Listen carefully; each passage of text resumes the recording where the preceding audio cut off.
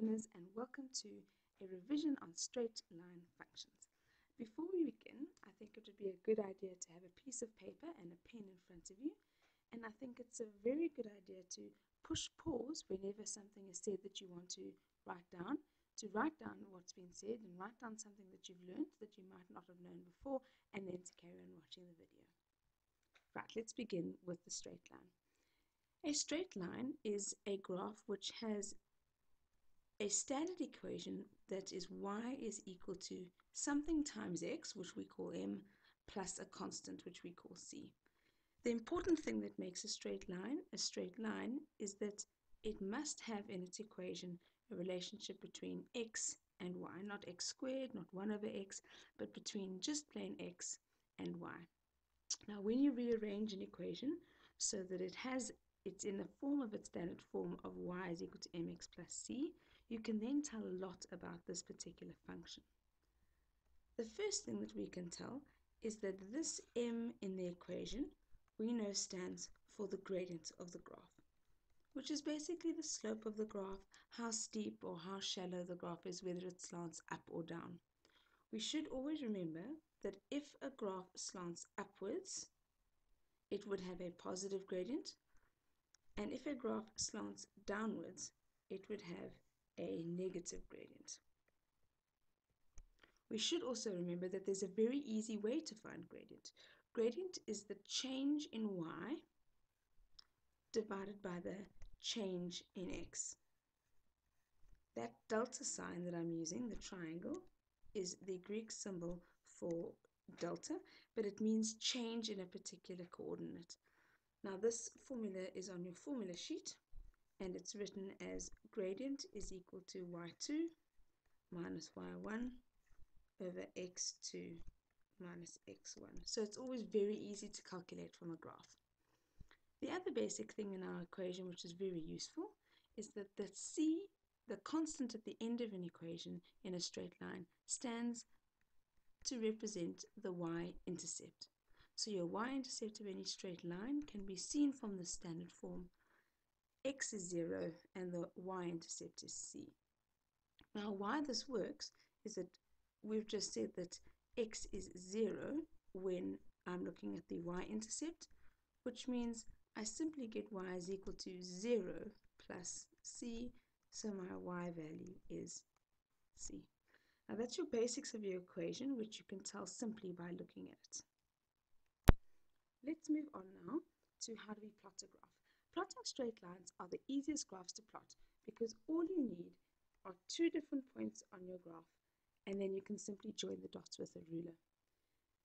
Unfortunately, if a graph does go through the origin, which we know is the point 0, 0, you obviously then don't have 2 points to join the dots, and therefore it's a bit more difficult and you need to find a point on that graph.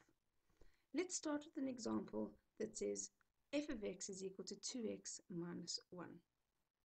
I know that in other words means y is equal to 2x. Sorry, I think I said minus 1 plus 1.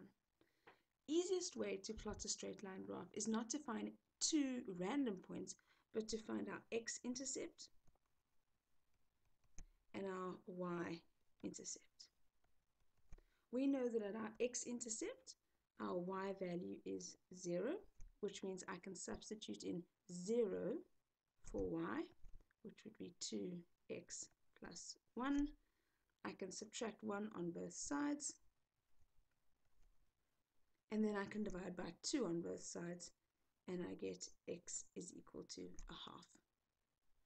Please make sure that if you're asked for the coordinate of the x-intercept, that you actually give it in coordinate form, which is negative a half, 0. Be sure to read the question if they want you to give a coordinate when they ask for the x-intercept. The y-intercept, we just simply have to check if this equation is in standard form, and it is. It's written as y is equal to something times x plus a constant. Therefore, it's quite simple for me to know that the y-intercept is x is 0 and y is 1. Once this is done and you find your x and y-intercept, considering they're not the origin, it's very easy for us to simply plot this straight line. We've said that the y-intercept is 0, 1, and the x-intercept is 0 for the y-coordinate and negative a half on the x-axis. Please make sure that you always label all intercepts on graphs. Even if there's a 1 that denotes that this is the point where y is 1, I would encourage you to actually write the coordinate down. And with our x-intercept, it's especially important because it's halfway on the axis with nothing to say that it might be negative a half, so it's very important. We then just take a ruler and join the dots.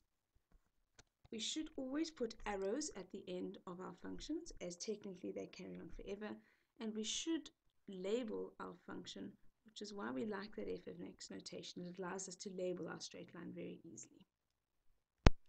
Let's go on to our second example of plotting a straight line. Example 2 says we're plotting f of x, which is y, is equal to negative 4x. I would take the same approach here. I would find the x-intercept and the y-intercept. In this graph, I can immediately notice that there's plus nothing at the end, which means my y-intercept is x is 0, and my y-intercept is x is 0 and y is 0, which means that will also be the same as my x-intercept. Clearly this graph is going straight to the origin, and therefore the two intercepts are not enough to draw this graph. Now the important thing to remember is that this equation of y is equal to negative 4x allows you to find as many pairs of coordinates as you want. You can pick an x value, you can substitute it in, find the corresponding y value, and then you have a point on your graph, which is exactly what we have to do here. I'm going to pick an x value of 1, and I'm going to say let x be 1. You can pick any x value. I pick small values because they're easy to work out and easier to plot. If x was 1, at this point, y would have a value of negative 4. Therefore, the point 1, negative 4 is on your graph. So if I go down to plot my graph, my x and y intercepts were at 0, 0, which was going through the origin. And we've just worked out that 1, negative 4 was another point on the graph.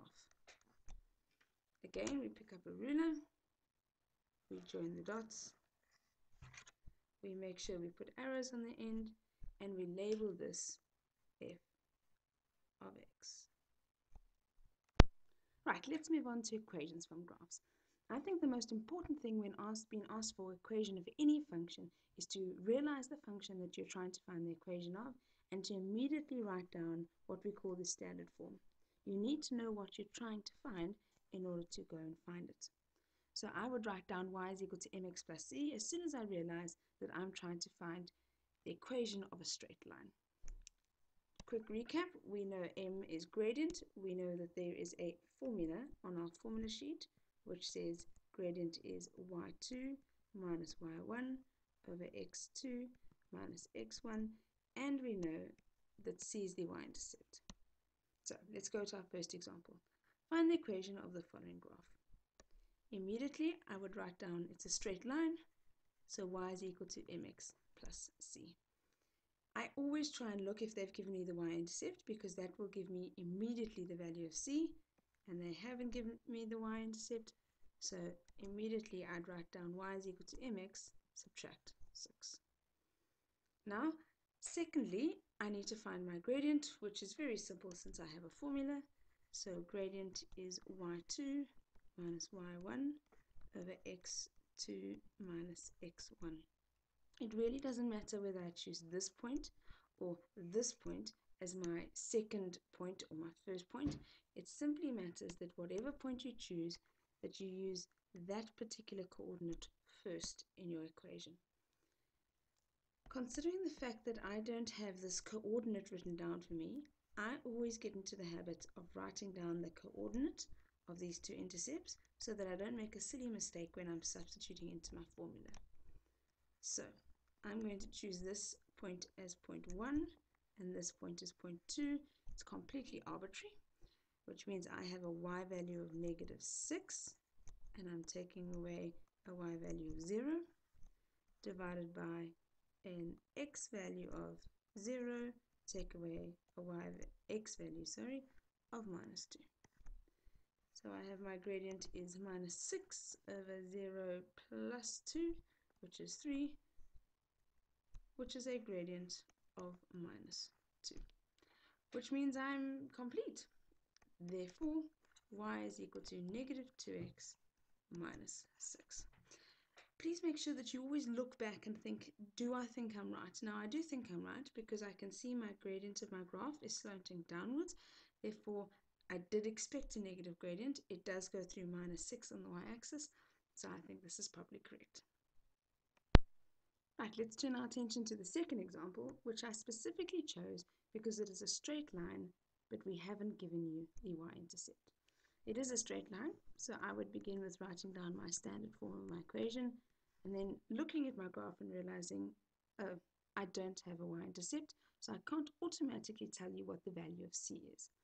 It's not a problem though, because we do have 2 coordinates, which means we can quickly work out the gradient. So let's start there.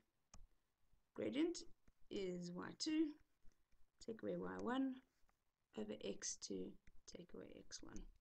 Again, any of these points can be point number 2 or point number 1.